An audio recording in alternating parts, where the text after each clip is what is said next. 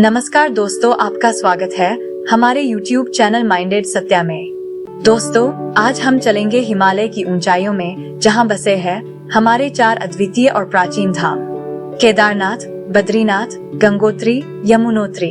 इन्हीं में से एक है प्रमुख तीर्थ स्थल यमुनोत्री धाम, जहां से यमुना नदी की उत्पत्ति होती है।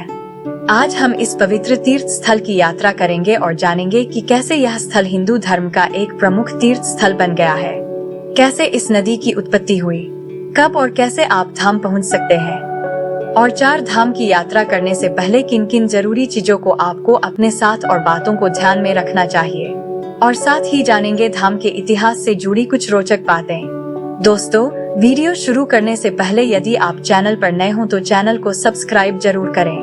तो चलिए शुरू करते हैं।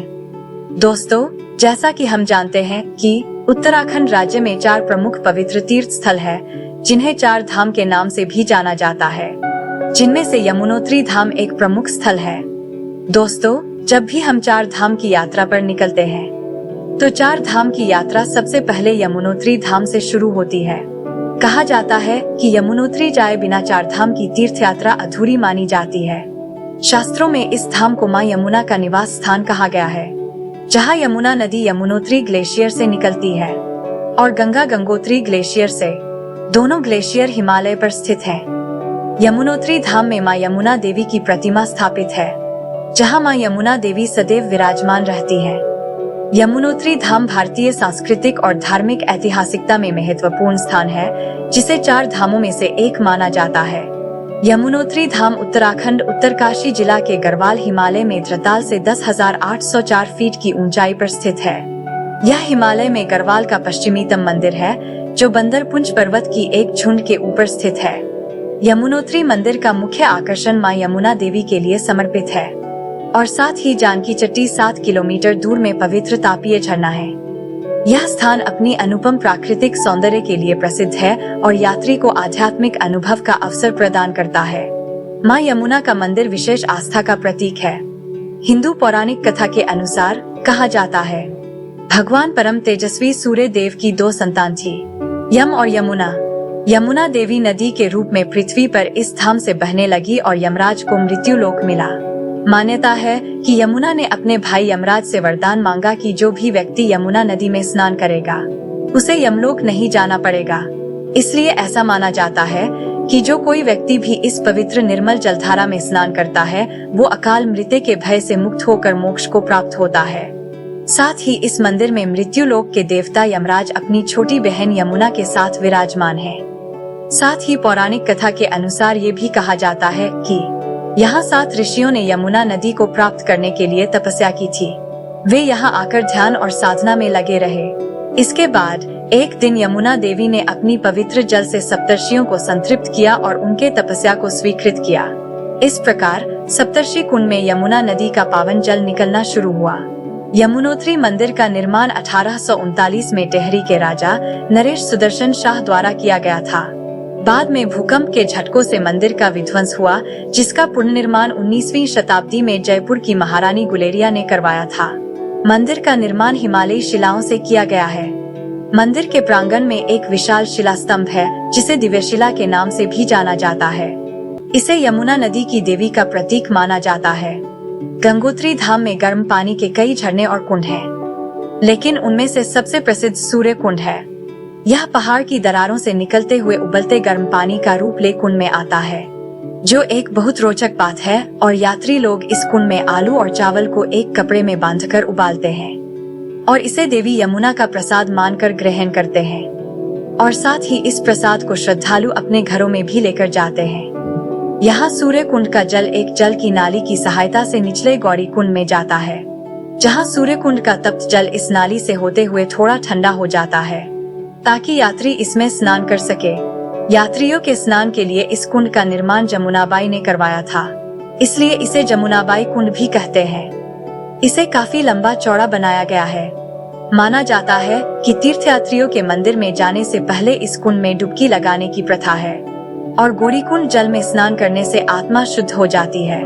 साथ ही यहाँ यात्रीगण धार्मिक रूप से सूर्य देव की पूजा अर्चना भी करते हैं और आत्मिक शांति की प्राप्ति के लिए ध्यान करते हैं। सूर्य कुंड गंगोत्री धाम का एक अभूतपूर्व स्थल है जो यात्रिकों को आत्मिक और धार्मिक साक्षात्कार की अनुभूति प्रदान करता है। इसके साथ यमुनोत्री धाम में सप्तर्षि कुंड और एक दिव्य पाषाण शिला भी है जिसकी पूजा की जाती है। दोस्तों, यदि आप यमुनोत्री आते हैं तो यमुनोत्री आने के लिए 2 मार्ग हैं, जिसमें पहला मार्ग ऋषिकेश से चंबा धरासू होते हुए बरकोट से जानकी चट्टी तक है। ऋषिकेश से यमुनोत्री 222 किलोमीटर है, जिसमें हनुमान चट्टी से पैदल यात्रा 6 किलोमीटर रह जाती है। दूसरा मार्ग हरिद्वार से देहरादून, मसूरी, यमुना पुल, डामटा, नौगांव, बरकोट, हनुमान चट्टी होकर है। हनुमान चट्टी से यमुनोत्री के बीच में फूलचट्टी 6 किलोमीटर और जानकी चट्टी 3 किलोमीटर की दूरी पर स्थित है। साथ ही आप यहाँ हवाई मार्ग से भी पहुँच सकते हैं, जिसमें आप देहरादून जॉली ग्रांट एयरपोर्ट पहुंचकर टैक्सी बुकिंग या बस के जरिए धाम पहुंच सकते हैं। जॉली ग्रांट हवाई अड्डा से यमुनोत्री 210 किलोमीटर की दूरी पर स्थित है। यहाँ पहुंचने के लिए यात्रा थोड़ा कठिन है, लेकिन आप आराम से प्रकृति के सौंदर्य का आनंद लेते हुए धाम पहुंच सकते हैं। दोस्तों, बता दें कि सर्दियों में बर्फबारी और भीषण ठंड की चपेट में रहने के कारण 4 धामों के कपाट हर साल अक्टूबर से नवंबर में सभी श्रद्धालुओं के लिए बंद कर दिए जाते हैं और फिर अगले साल अप्रैल से मई में खोल दिए जाते हैं। तो आपके लिए मई से जून का महीना यात्रा के लिए सबसे ज्यादा खास रहेगा, क्योंकि इन महीनों में मौसम साफ और ठंडा रहता है, जिससे आपको 4 धाम यात्रा का आनंद लेने में सुविधा होती है। इन दिनों चारों धाम मई से जुलाई तक ताजगी और हरित वातावरण रहता है।